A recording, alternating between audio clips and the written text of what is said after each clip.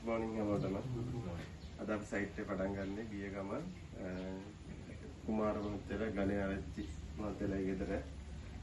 අපි දැන් බඩු ඔක්කොම ගෙනහැලා තියෙන්නේ. අපි අද 5 කිලෝඩ් ගුඩ්වි සයිට් එක තමයි කරන්න යන්නේ. මේකට අවශ්‍ය බඩු ටික අපි ගෙනහැලා දෙන්නේ. අද අපි සයිට් එක මේ ආකාරයෙන් තමයි කරන්න යන්නේ.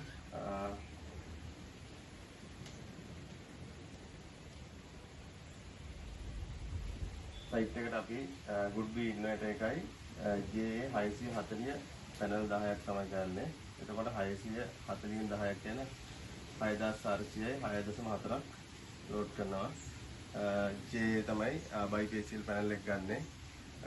අපි සේෆ්ටි වශයෙන් අපි සියලු දෙනාම සේෆ්ටි ඔක්කොම පැනඳගෙන ඒ කරලා ඉන්නේ. අපි ඊට පස්සේ මොනවාරි ෆයර් එකක් ආවොත් ෆයර් ඒ අදාළ ආරක්ෂක උපකරණ අවශ්‍ය දේවල් ඔක්කොම ලෑස්ති කරලා තියෙන්නේ. මේකට අපි හැම වෙලාවෙම ගොඩක් හැම ටූල්ස් එකම පාවිච්චි කරනවා.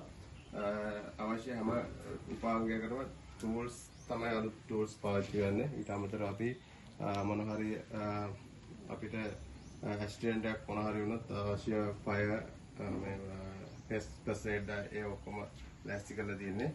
අපි මේ ආකාරයට සේෆ්ටි පාවිච්චි කරලා තමයි අපි මේ සයිට් එක කරන්නේ. අපි ඉස්සරහට බලමු සයිට් එක අපි මැදදී වීඩියෝස් කරලා පෙන්නන්නම්.